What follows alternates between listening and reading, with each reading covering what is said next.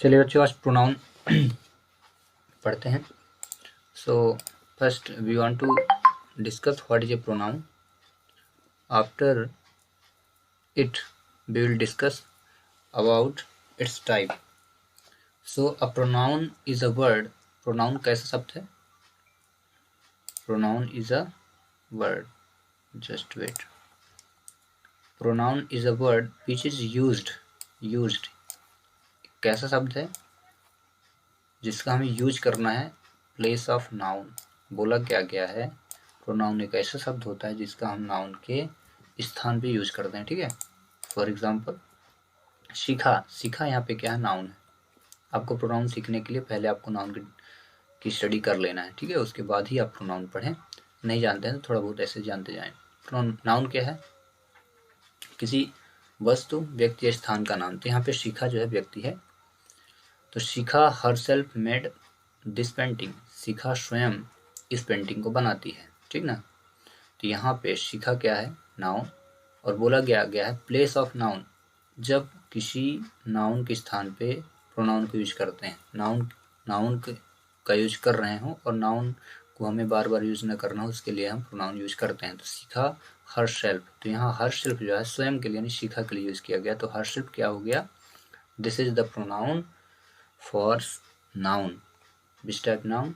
ये जो है पर्सनल या प्रॉपर नाउन के लिए यूज किया गया. प्रॉपर नाउन कौन है? शिखा. और इसके लिए हरसेल्फ का यूज किया गया है. हरसेल्फ मतलब होता है स्वयं का.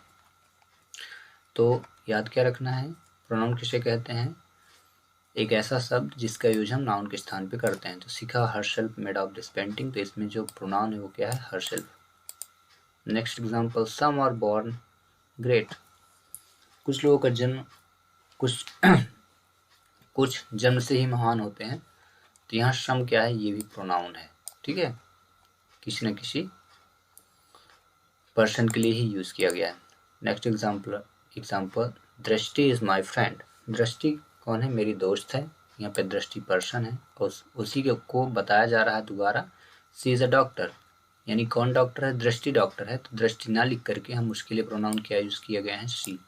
सी यूज कर लिए हैं. ठीक है. फॉर सी का यूज किसके लिए करते हैं? फीमेल. कौन से जेंडर के लिए? फीमेल जेंडर के लिए सी का यूज करते हैं. वही अगर यहाँ दृष्टि की जगह राम होता, राम इज माई फ्रेंड, यहाँ पे अगर हम राम लिखे होते तो फिर हम यहाँ पे क्या यूज कर लेते? शी की जगह ही इज अ डॉक्टर. ये याद रखना है. ठीक है. कॉमन डिफरेंस है. Next example, Ram and Shyam love each other. Ram और श्याम एक दूसरे से प्यार करते हैं. तो यहाँ ईच अदर क्या है? प्रोनाउन है. अब नोट आउट करते जाना. Herself, some, she, each other, ये सब प्रोनाउन है. Okay. I have lost watch which you gave me. मैंने घड़ी खो दी. और वो कौन सी घड़ी थी? जिसको आपने दिया था. तो यहाँ पे विच क्या है? प्रोनाउन. विच का यूज हम प्रोनाउन के रूप में करते हैं. और ये किस प्रकार का प्रोनाउन है? रिलेटिव प्रोनाउन है, जिसकी डिस्कस हम आगे करने वाले हैं. ठीक है ना. अब आते हैं हम लोग काइंड्स ऑफ प्रोनाउन में, यानी प्रोनाउन के कितने टाइप्स होते हैं उनको देख लेते हैं. सो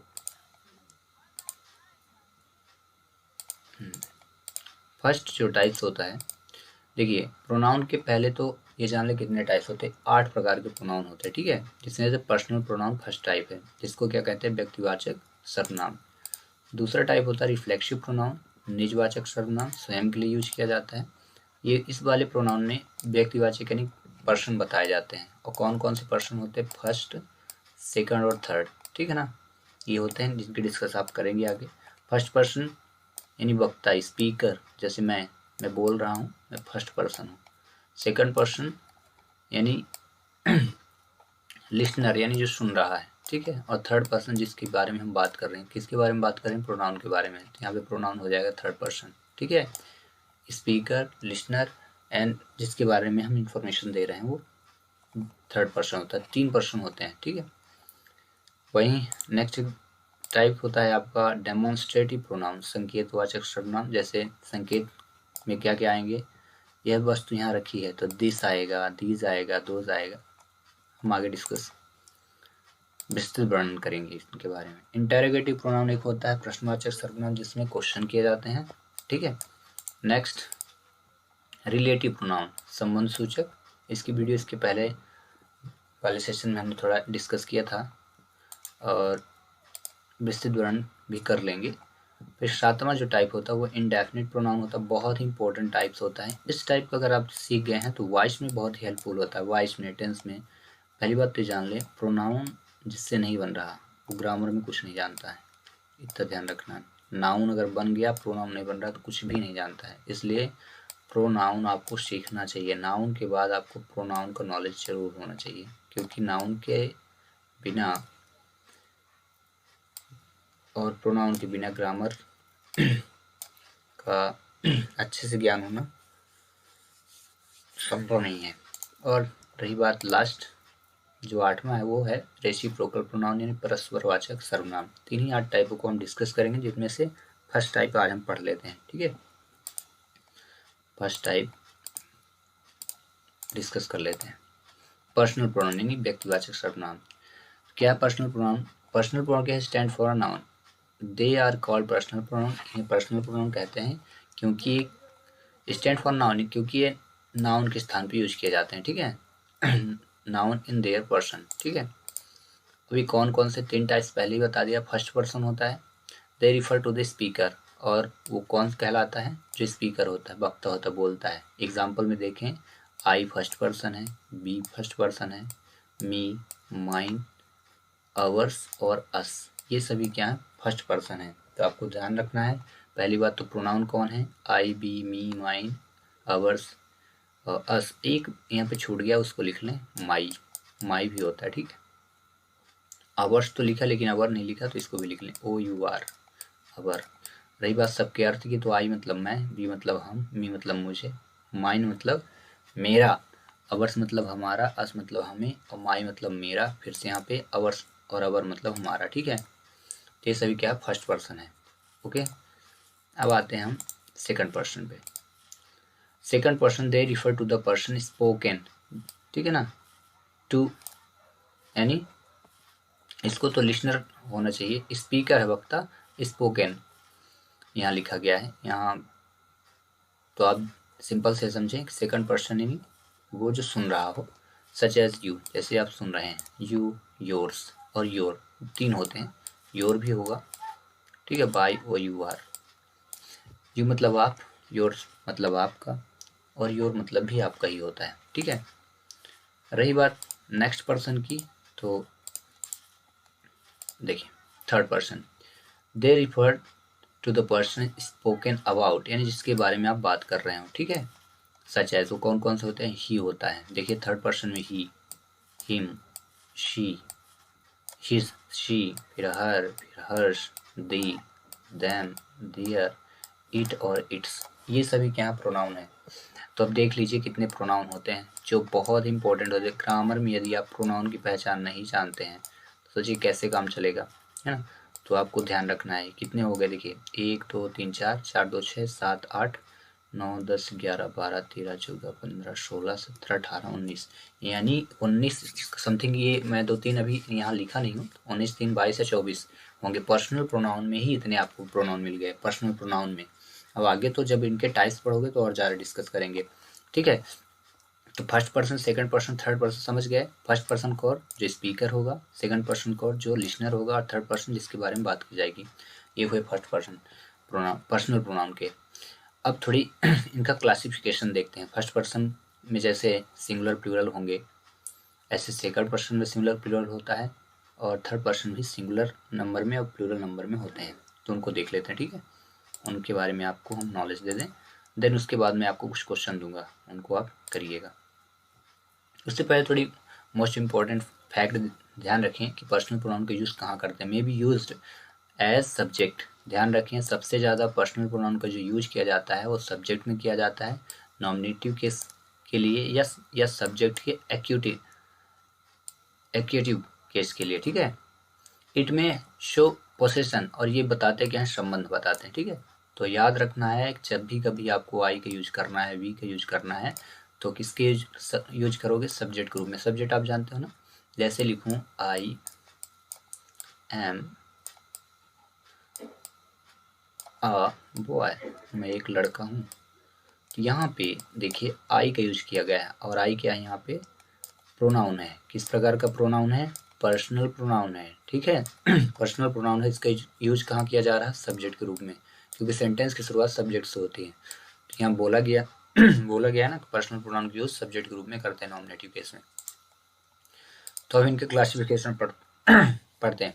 उससे पहले आपको कुछ क्वेश्चन देने से पहले मैं थोड़ी डिस्कस आप कर लें थोड़ा सा पर्सनल प्रोनाउन। देखिए पर्सनल प्रोनाउन में पर्सन होता है, सब्जेक्ट का नॉमिनेटिव केस होता है, ऑब्जेक्टिव केस होता है और पॉजेसिव, ठीक है, इतने होते हैं।